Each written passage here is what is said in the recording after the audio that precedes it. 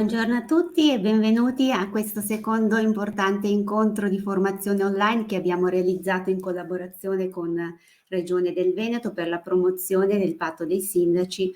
nel contesto internazionale. L'Enea è coordinatore nazionale di questo programma europeo e siamo presenti su tutto il territorio nazionale e disponibili ad aiutare i coordinatori e i supporter per l'implementazione del programma. In accordo con la Regione Veneto abbiamo realizzato questo ciclo di formazione e informazione dedicata ai temi che vengono trattati nei settori principali che copre i piani di azione per l'energia e il clima. Dopo un primo intervento sul nuovo pillar della povertà energetica e la diagnosi energetica degli edifici per le piccole e medie imprese, siamo qui oggi presenti per introdurre il secondo grande pillar, che è quello dell'adattamento ai cambiamenti climatici. Questa è la prima parte della sezione dedicata a questo pilastro e saranno qui con noi due relatori. Il primo relatore sarà il professor Francesco Musco dell'Università di Venezia e il dottor Paolo Giandonna della Regione del Veneto. Potremmo avere un problema istituzionale perché il professor Musco e purtroppo si è trattenuto per impegni istituzionali, quindi non sappiamo se si collegherà, invertiremo in questo caso i nostri interventi. Io passo la parola adesso per un saluto inaugurale all'architetto Franco Alberti, che è dirigente della Regione Veneto, con il quale noi abbiamo stipato questa collaborazione. Prego. Buongiorno a tutti, intanto ringrazio Patrizia Pistocchini per questa continua assistenza che ci sta dando sui temi della formazione legata certamente al patto dei sindaci e come si innesta all'interno delle policy regionali che intendiamo mettere in campo nei prossimi mesi. Innanzitutto ha già detto che effettivamente è il terzo incontro online che stiamo facendo, cercando di percorrere un po' tutti gli argomenti che si connettono al tema del patto dei sindaci. Certo che la componente ambientale che viene assunta del patto dei sindaci è una componente importante, soprattutto dopo che si è affrontato, oltre che i temi energetici, anche i temi appunto dell'adattamento e della mitigazione. Insieme ad Enea stiamo conducendo un'importante ricognizione di quelli che sono certamente lo stato dell'arte dei patto dei sindaci nel Veneto, un'adesione importante che c'è stata nel nostro territorio, e stiamo un po' anche misurando tutte le azioni che sono state messe nei singoli piani. Non tutte sono allo stesso livello, però cerchiamo di tratteggiare quantomeno dei quadri conoscitivi comuni affinché si possa anche da parte soprattutto del collega che si occupa della strategia dell'adattamento climatico a cominciare a implementare quel quadro regionale in modo che ci sia un piano, diciamo una strategia di riferimento a cui tutti gli altri piani devono comunque riferirsi. Io mi sono dilungato un po', approfittando anche della questione che intanto aspettiamo che il professor Musco trovi il modo anche di collegarsi. Innanzitutto ritornerei a passare la parola a Patrizia Pistocchini e direi di incominciare proprio a entrare nel vivo di questo importante tema che abbiamo oggi. Grazie.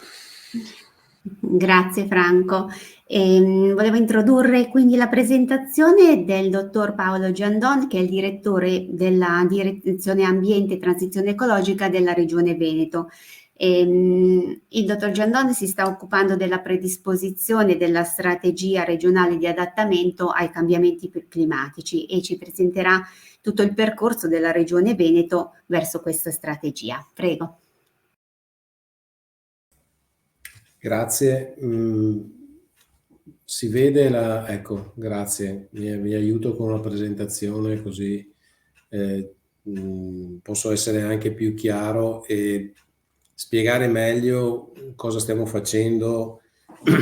come Regione per finalmente, diciamo, avere anche in Regione Veneto un documento di riferimento rispetto alla problematica dell'adattamento ai cambiamenti climatici. Innanzitutto, da dove siamo partiti? Allora, il mandato alla giunta regionale, diciamo, di procedere con la predisposizione di una strategia regionale di adattamento ai cambiamenti climatici è venuto con l'approvazione del documento di economia e finanza per il triennio 2022-2024, quindi a fine 2021, che all'obiettivo, in uno degli obiettivi della missione appunto legata alla tutela dell'ambiente, ha previsto che sia predisposto una strategia regionale di adattamento ai cambiamenti climatici. Vorrei porre l'attenzione sul fatto che, similmente a quanto è stato fatto a livello europeo e nazionale, anche nella nostra regione si è inteso andare nella direzione di avere un documento strategico, il che significa non un documento di indicazioni operative o di misure e azioni come sono, diciamo, i documenti di piano, ma un documento che fornisca indirizzi, cioè che analizzi quali sono le problematiche, qual è la situazione e dia indirizzi ai diversi settori implicati nella gestione degli adattamenti su come in futuro gli interventi nei vari ambiti, nei vari settori dovranno orientarsi per dare una risposta appunto alla problematica dell'adattamento ai cambiamenti climatici. Il primo atto con cui si è iniziato proprio a lavorare concretamente alla predisposizione di questa strategia è la delibera 705 del giugno 2022, con la quale la Regione ha incaricato ARPAV di predisporre i documenti tecnici, ossia avviare quella necessaria azione di analisi dello stato di fatto che permettesse di acquisire tutte le informazioni necessarie per avere poi un quadro il più possibile esaustivo e soprattutto aggiornato rispetto al fenomeno dei cambiamenti climatici e a quali siano i rischi, gli impatti che questi cambiamenti hanno sul territorio regionale, allo scopo appunto poi di definire quali siano le misure e le azioni che devono essere intraprese per dare una risposta a alla problematica appunto degli impatti che i cambiamenti climatici causano. Innanzitutto lo scopo, cioè circoscriviamo qual è, diciamo, il campo di applicazione, no? L'ambito e le cose di cui questa strategia si deve occupare. Allora, la strategia deve individuare a livello regionale i fenomeni di cambiamento climatico, quindi il primo elemento è uno studio sia su quello che è stato finora, no, il progredire del clima, e anche esaminare quali potrebbero essere i possibili futuri scenari, perché questo costituisce un primo quadro informativo necessario per fare poi i passaggi successivi. Quindi studiare, individuare i fenomeni con i relativi rischi e gli impatti che questi cambiamenti comportano sul territorio, sulla popolazione, sui beni, diciamo, sul territorio inteso appunto come insieme di tutto quello che sta e vive sul territorio, e declinare le azioni e gli obiettivi di adattamento in maniera coordinata e coerente, cioè non con riferimento a parti, no, delle competenze della regione o parti solamente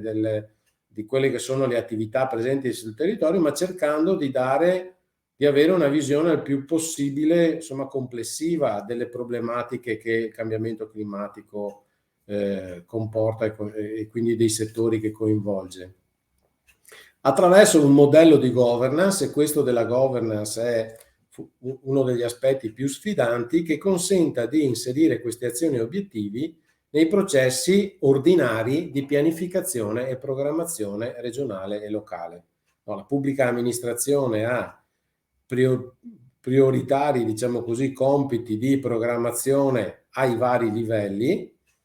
ed è importante che, visto che si dice da più parti che siamo già in ritardo rispetto al dare una risposta al fenomeno dei cambiamenti climatici, è sempre più necessario che dentro gli ordinari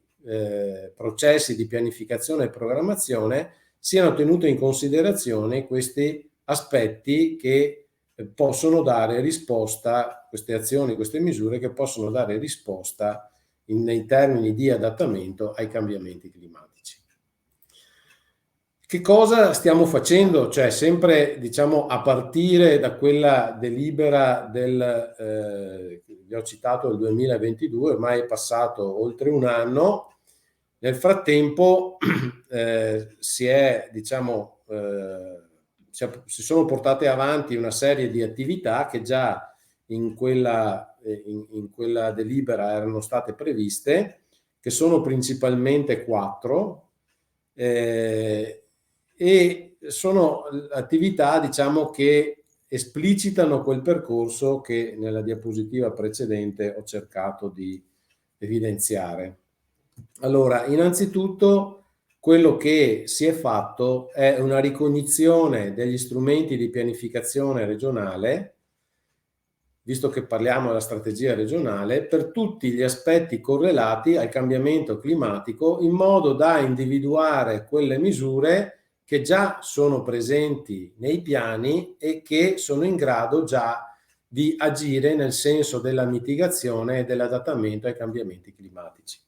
Questa attività l'abbiamo chiamata in sintesi la mappatura dei piani, proprio perché si è trattato di prendere piano per piano dei settori più disparati, come vedremo, per andare appunto intanto a vedere in che modo i vari piani hanno trattato se e quando l'hanno trattata la problematica dei cambiamenti climatici, e soprattutto per andare a individuare se in questi piani già ci sono delle azioni che cercano di dare una risposta a questa sfida. La seconda attività, molto importante, soprattutto se pensate alla necessità di avere un quadro uniforme e omogeneo di riferimento per tutto il territorio regionale, sia ai livelli quindi della scala regionale, ma anche alle scale di maggior dettaglio, quindi alle scale, diciamo, provinciali o soprattutto comunali, visto che parliamo di PAESC, quindi di piani comunali, è appunto la creazione di un quadro di riferimento informativo omogeneo. E questa attività consiste appunto nella creazione di una base di dati comune regionale sui fenomeni di cambiamento climatico in atto, nonché sui relativi scenari futuri, perché appunto, come dicevo, è importante sapere, sulla base dell'evoluzione dei dati climatici che abbiamo avuto nel passato, qual è il trend attuale, e quindi avere una comprensione dei fenomeni in atto, partendo, ripeto, dai dati raccolti negli anni, e da questo anche prospettare quale potrebbe essere la futura possibile evoluzione di questo trend. Quindi fenomeni in atto, scenari futuri, e si è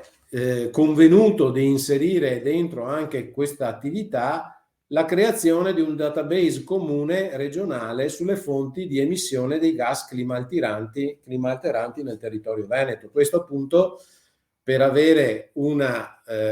cognizione più diretta anche della direzione in cui sta andando l'azione di mitigazione dei cambiamenti climatici, che è diversa logicamente a quella dell'adattamento, e che consiste nel mettere in atto tutte le azioni che ci consentono di ridurre le emissioni di gas serra allo scopo di frenare questa tendenza al cambiamento climatico. Questa è un'attività che ordinariamente svolge ISPRA a livello nazionale, ma a livello regionale non c'è, ecco, un'attività che in modo più analitico e specifico per il territorio regionale affronti questa tematica. Quindi anche questa è stata prevista all'interno di questo percorso proprio per avere un ulteriore riferimento. Questo fa il paio, diciamo, con il percorso che è in atto anche rispetto alla predisposizione di un piano energetico regionale, perché è proprio dentro là poi che vengono individuate le azioni più efficaci per dare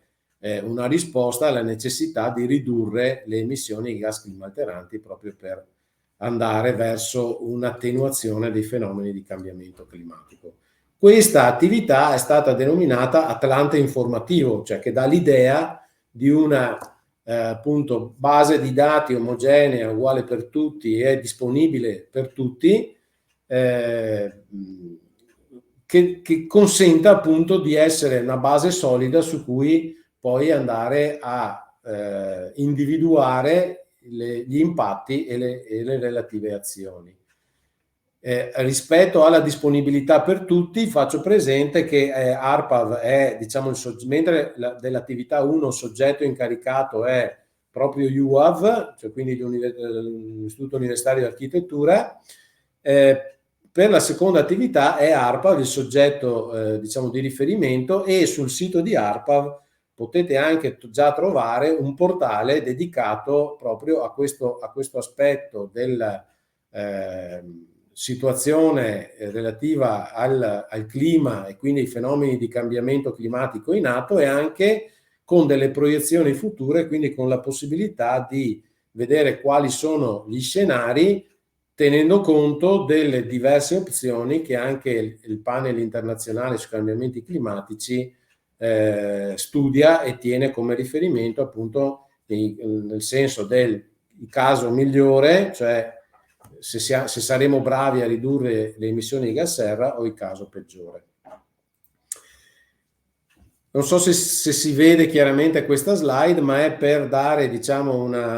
un'idea di quello che si sta facendo rispetto all'attività di mappatura dei piani. Si sta facendo, ma è un'attività che ormai è in fase avanzata, e in una prima fase, diciamo, partendo quindi dall'analisi climatica fatta da ARPAV, da un documento preliminare che era stato predisposto, diciamo, con gli obiettivi e le proposte iniziali, prendendo spunto da quelli che sono le strategie europea e nazionale con riferimento alla regione del Veneto, e utilizzando anche poi la relazione generale del piano nazionale di adattamento ai cambiamenti climatici, che non è ancora approvato ma che è in una fase avanzata di predisposizione. Prendendo tutto questo si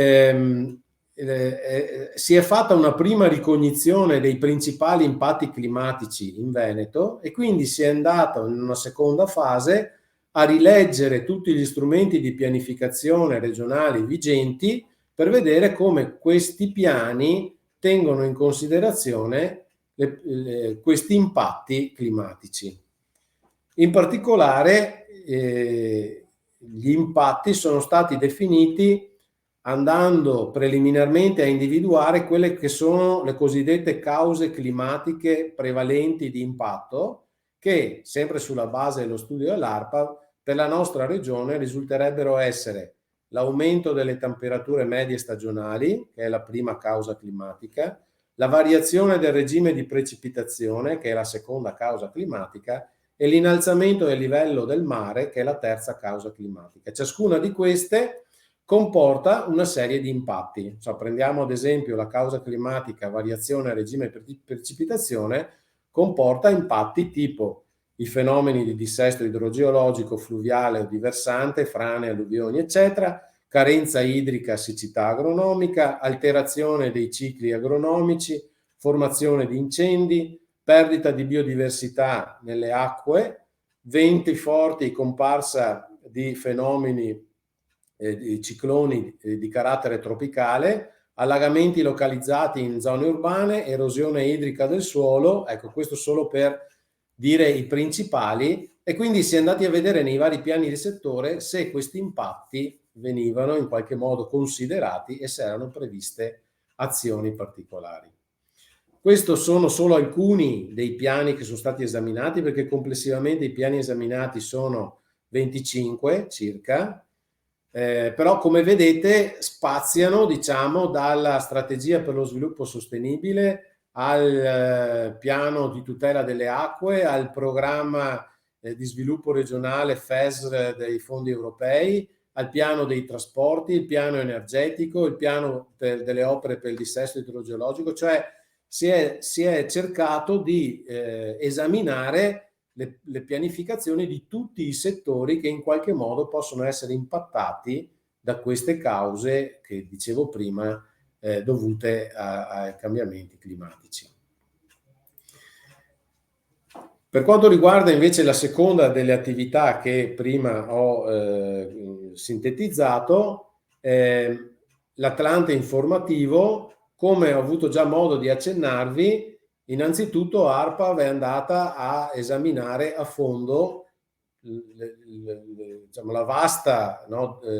mole di dati che ha a disposizione e per il clima del passato è andata innanzitutto a valutare diciamo, sulla base del rapporto sul clima e cambiamenti climatici nel Veneto, qual è l'andamento appunto di questi fenomeni di cambiamento climatico sul nostro territorio. Ma oltre a questa, diciamo, tipo di informazione che è di tipo discorsivo, è stato creato anche un archivio aggiornato di dati, grafici, cartografie che sono disponibili, come dicevo, per gli enti pubblici della regione in ambienti condivisi, tipo appunto portale telematico, che considera i dati numerici, quindi mette a disposizione anche a livello locale e non solo quindi su scala regionale quelli che sono gli andamenti, no? e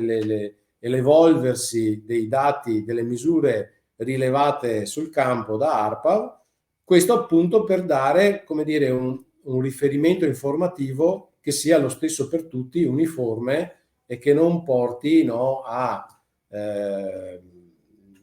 diciamo, possa creare la minor variabilità possibile poi anche rispetto all'individuazione dei fenomeni in atto e quindi degli impatti che sono causati da questi fenomeni.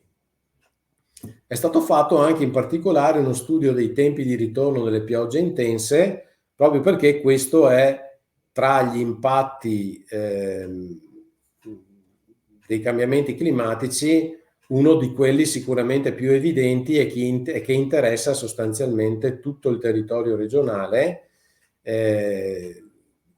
che peraltro presenta anche un certo elemento di variabilità sul territorio regionale, perché si assistono, no, a fenomeni di intensificazione delle precipitazioni che però hanno luogo magari in aree piuttosto ristrette rispetto a quanto avveniva in passato, no? Le cosiddette bombe d'acqua o fenomeni analoghi, e quindi risulta importante anche capire se sul territorio regionale esiste una certa variabilità rispetto al verificarsi di questi fenomeni e quali sono gli ambiti che sono più a rischio rispetto ad altri. Come secondo modulo in questa attività di Atlante informativo, ARPAV ha sviluppato anche, come dicevo, la creazione di scenari futuri rispetto ai cambiamenti climatici. Questo nell'ambito di un progetto europeo che ha visto ARPAV in partnership con diversi altri soggetti, diciamo, qualificati dal punto di vista scientifico, che gli ha consentito appunto di predisporre un sistema di elaborazione dei dati di precipitazione e temperatura in particolare, che è proiettato nel futuro, che si avvale di modelli climatici a scala regionale in grado di effettuare proiezioni fino al 2100. Logicamente più in là sono le proiezioni e meno attendibili sono, però sicuramente la proiezione fino al 2050 è una proiezione utile e importante per pianificare le azioni di adattamento. E poi è stato creato un database regionale sulle fonti di emissione dei gas climalteranti, questo grazie anche a una collaborazione tra Regione ed ARPA, non solo sul fronte, diciamo, della strategia di adattamento, ma anche sul fronte del piano di risanamento dell'atmosfera, per cui poiché le fonti emissive sono le medesime rispetto agli inquinanti atmosferici, tra inquinanti atmosferici e CO2, si utilizza, diciamo, la stessa banca dati delle fonti emissive per produrre, no, sia le emissioni di gas inquinanti, di inquinanti atmosferici meglio, sia anche l'emissione di gas climalteranti come CO2, metano e protossido di azoto in particolare. Le altre due attività in corso, perché io vi parlavo di 4 principali attività. La terza è quella che è stata data come compito, attribuita all'Università Ca' Foscari, in particolare al Centro Europeo per i cambiamenti climatici nell'ambiente mediterraneo, CMCC, che appunto sta procedendo con approfondimenti tematici su aspetti critici e sulle vulnerabilità del territorio veneto, sostanzialmente facendo quella che viene chiamata risk assessment o valutazione dei rischi e degli impatti, quindi valutazione del rischio degli impatti dovuti ai cambiamenti climatici, importanti insomma per la costruzione della strategia, perché solo, diciamo, avendo una scala di priorità degli impatti è possibile andare a definire anche una scala di priorità delle azioni, delle misure che sono più necessarie e importanti da mettere in atto. Una quarta attività è quella dell'implementazione di una governance multilivello per facilitare la comunicazione verticale, cioè tra gli enti locali di diversa scala, diciamo, no, dalla regione al comune, e orizzontale, quindi perché anche tra le diverse strutture della regione c'è bisogno, diciamo, di un coordinamento per pianificare, organizzare e attuare le misure di mitigazione e adattamento e cercare per quanto possibile l'integrazione di misure che hanno impatti multisettoriali, no? Anche già dalla mappatura dei piani è stata messa in evidenza che diversi piani riportano misure tra di loro analoghe o sovrapponibili che danno risposta all'adattamento ai cambiamenti climatici. Quindi è importante che una volta definita l'azione che, diciamo, porta a dare risposta all'adattamento al cambiamento climatico, questa azione venga fatta propria, ciascuna per la propria, diciamo, da ciascun piano di settore per la specifica competenza di cui questo settore si occupa. Di questa quarta attività ci occupiamo noi direttamente come regione. Siamo partiti dall'istituzione di una cabina di regia regionale che è avvenuta a giugno di quest'anno, di cui fanno parte 5 diversi assessori e relativi anche direttori di area, e che è il luogo, diciamo, in cui a livello politico, strategico, si prendono in esame diciamo, le necessità legate alle azioni di adattamento e quindi si concertano le modalità attuative che dovranno seguire all'approvazione della strategia. Quindi, in sintesi, quali sono i risultati attesi? Non un nuovo piano, come dicevo prima, perché di piano ce ne abbiamo già forse anche troppi, ma indirizzi, azioni e misure che dovranno essere integrate nei piani che già abbiamo. Naturalmente integrate man mano che questi piani andranno ad essere progressivamente aggiornati. Creare poi una base di dati climatici comune per tutti i soggetti pubblici e privati e avere un modello comune di valutazione di rischi e di definizione degli impatti dovuti ai cambiamenti climatici, in modo anche qua da dare uniformità di visione. È un impegno trasversale perché già queste sono alcune delle nostre direzioni regionali che sono state individuate come coinvolte da questo percorso che va nella direzione di una strategia regionale, e quindi stiamo proprio approfittando della mappatura di piani. Nel mese di ottobre abbiamo già incontrato tutti i colleghi delle varie strutture per informarli del percorso in atto e per chiedere un loro contributo in merito agli aspetti di loro competenza. E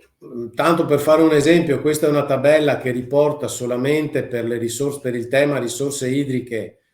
riprende alcuni degli obiettivi che il piano nazionale prevede di adattamento per le risorse idriche, cioè migliorare l'efficacia del monitoraggio, l'efficacia della programmazione dell'uso dell'acqua, l'efficienza nell'uso dell'acqua, migliorare l'efficienza delle infrastrutture idriche e poi viene riportata la descrizione. Solamente, dicevo, per questo settore, per questi quattro obiettivi generali, abbiamo individuato come direzioni regionali competenti tutte queste, il che moltiplicato poi per i settori coinvolti per i vari obiettivi vi fa capire insomma quanto necessario sia questa azione di coordinamento che cerchiamo anche con qualche difficoltà di portare avanti. Naturalmente ci sarà bisogno di una concertazione del territorio e questa è la fase che ci aspettiamo avvenga subito dopo l'adozione di un primo documento di strategia che dovrebbe venire tra la fine di quest'anno e l'inizio del prossimo. Sarà il momento in cui si dovrà andare a presentare questo primo documento preliminare di strategia a tutti i soggetti stakeholder, sia di livello sia tutti gli enti territoriali dei comuni in su, sia le categorie economiche, ma anche le associazioni ambientaliste piuttosto che del terzo settore, tutti i soggetti che possono essere interessati, per andare a spiegare che cosa si vorrebbe fare e andare a raccogliere per contro i contributi, i suggerimenti, le indicazioni che ciascuno di loro vorrà darci. Ecco, io avrei terminato, lascio lo spazio per eventuali domande e vi ringrazio per l'attenzione. Grazie, dottor Gendon. Purtroppo abbiamo avuto una comunicazione che il professor Muschio non riuscirà a raggiungerci. Comunque la sua presentazione verrà messa online e disponibile sul sito. Non ci sarà la registrazione sul canale YouTube come inserita in questo contesto. Mi complimento con il dottor Gendon per questo tipo di attività che avete svolto sul territorio. L'ENEA è stata proprio incaricata da Regione Veneto anche di fare un'indagine. Questo percorso formativo nasce proprio da un'analisi del vostro territorio, da delle interviste specifiche che noi abbiamo fatto per gli enti di secondo livello, soprattutto tutte le vostre province e le riunioni dei comuni e rappresentanti aggregatori dei comuni singoli. Abbiamo un grande primato da parte dell'Italia come sottoscrizioni che rappresentano il 47% di tutte le sottoscrizioni italiane, però abbiamo riscontrato, soprattutto nel caso italiano, che pochi sono i piani d'azione per energia e clima che vengono presentati dai sottoscrittori ma che vengono monitorati, sono circa il 33%. Con questo nostro percorso formativo vogliamo proprio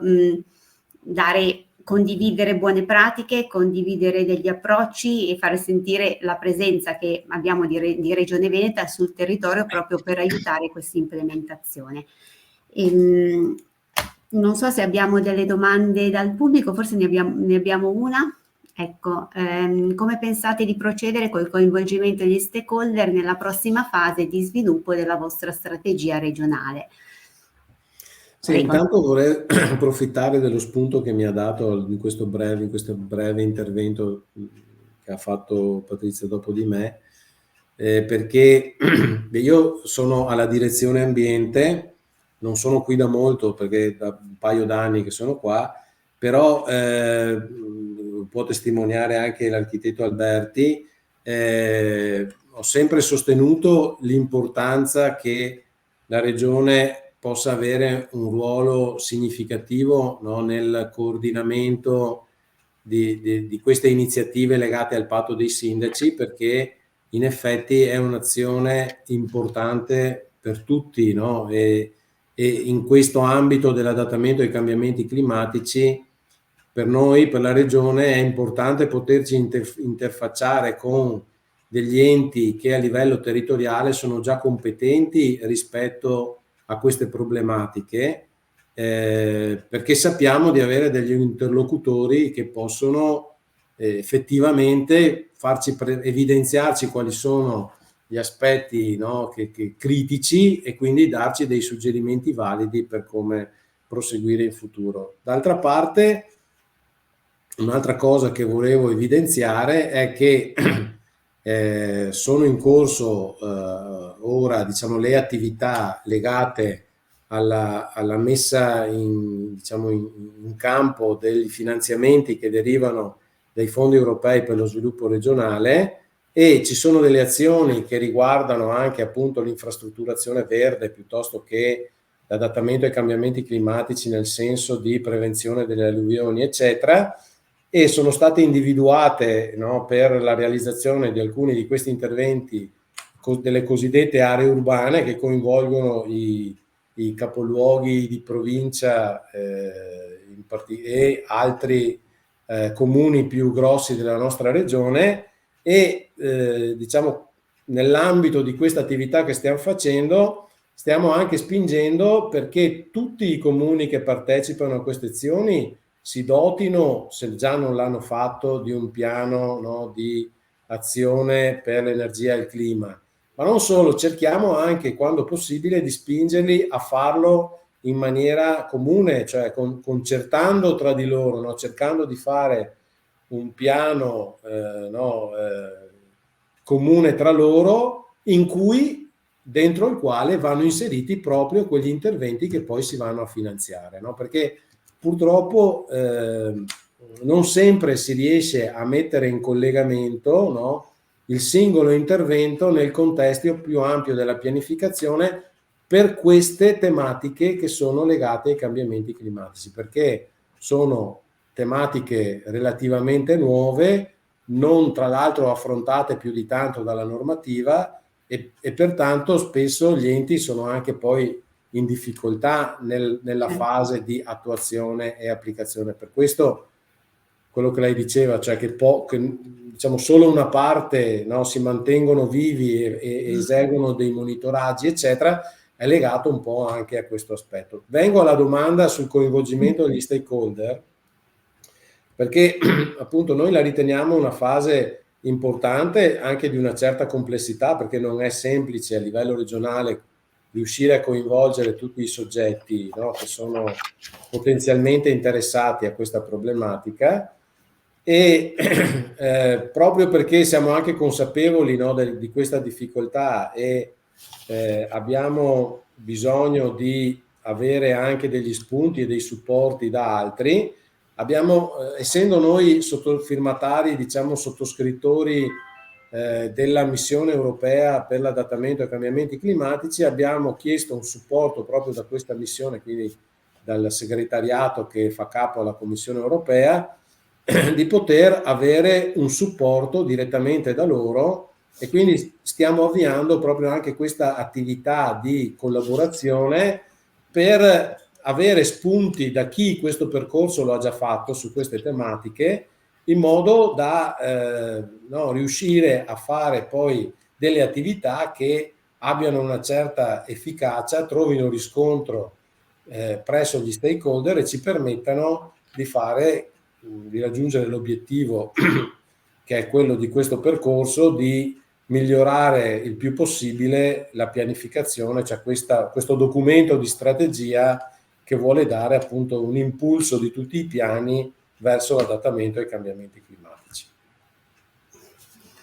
Non so se ci sono altre domande. No, volevo aggiungere che comunque noi come NEA saremo presenti a Ecomondo venerdì prossimo, la mattina dalle 10 alle 12, dove saremo insieme sia ISPRA che Arena e l'Ufficio Europeo del Patto dei Sindaci, proprio per condividere nuovi contenuti e condividere delle buone pratiche da parte dei rappresentanti regionali. Quindi sarà presente per la Regione Veneto l'architetto Alberti,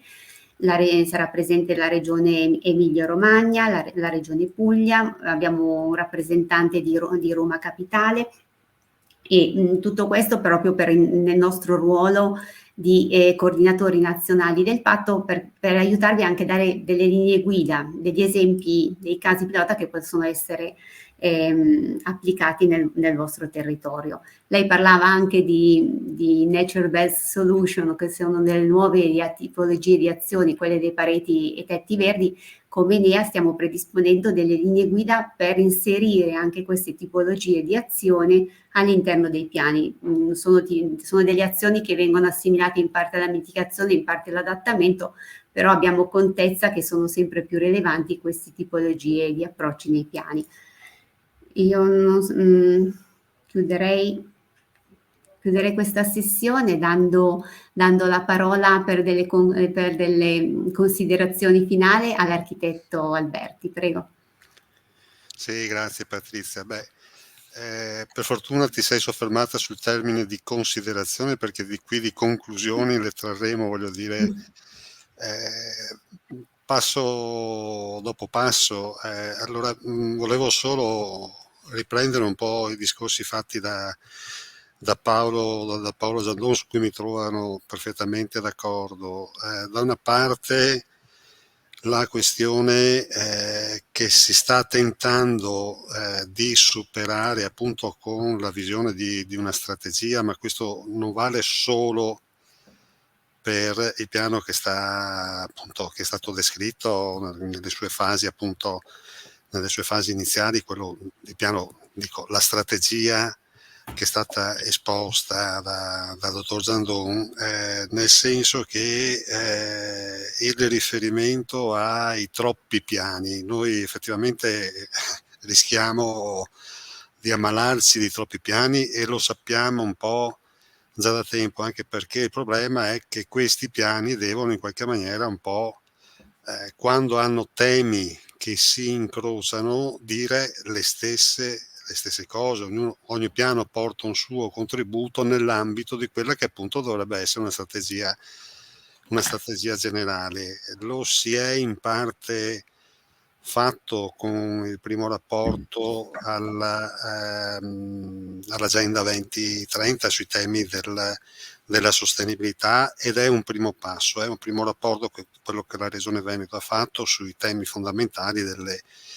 18 cardini, voglio dire, su cui è impiantata la strategia. Su quella strategia si impianteranno ovviamente tutti gli altri piani, atteso che, ripeto, anch'io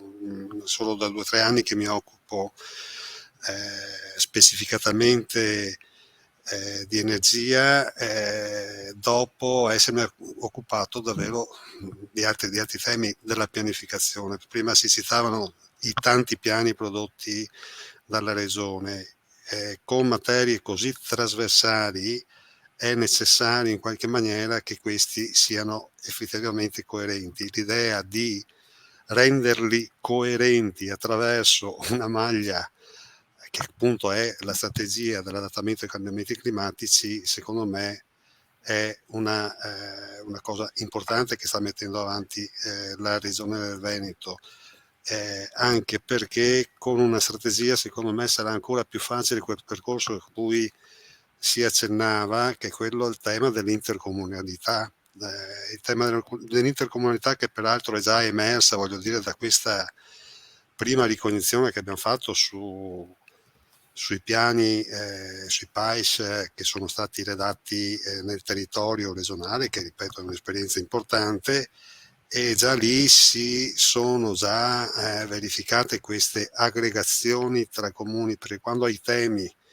che ovviamente non puoi risolverli a livello dello stretto perimetro comunale, è chiaro che l'aggregazione non solo diventa quasi un fatto d'obbligo, ma diventa proprio un percorso che anche volontariamente è stato scelto dalle singole amministrazioni, visto che parliamo di strumenti volontari. È un percorso difficile, è un percorso lungo, è un percorso che chiama appunto, come diceva Paolo Giandon, un rapporto non solo multiscalare, perché molti strumenti sono a diversa scala e orientati rispetto anche non solo ai temi che affrontano, ma anche a livello istituzionale. È importante che questo approccio multilivello avvenga sia in senso verticale e che, come stiamo cercando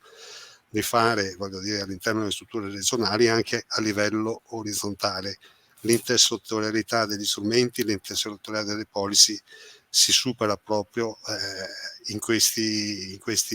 con questi metodi, voglio dire, di approccio strategico, per cui auguro a Paolo, fra l'altro, proseguire con questo lavoro, di cui daremo anche noi il nostro contributo, come tutte le altre direzioni regionali, ecco. Bene, grazie Franco.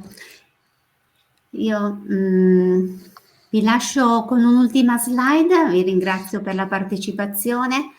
Nell'ultima slide trovate un QR code per compilare il questionario. Abbiamo inserito anche delle domande del relatore che non è potuto essere presente oggi e vi invito a compilarlo. Tutto questo percorso, come dicevo, sarà registrato, sarà reso disponibile sul canale YouTube di Enea Releventi e abbiamo creato, c'è anche una specifica playlist che si chiama proprio PAES, Piano d'azione per l'energia e clima. Vi invito nuovamente a partecipare a Ecomondo, è possibile collegarsi anche tramite i canali di Ecomondo via web in modalità ibrida oppure in presenza, e sarà una nostra occasione per condividere le nostre attività. Vi ringrazio.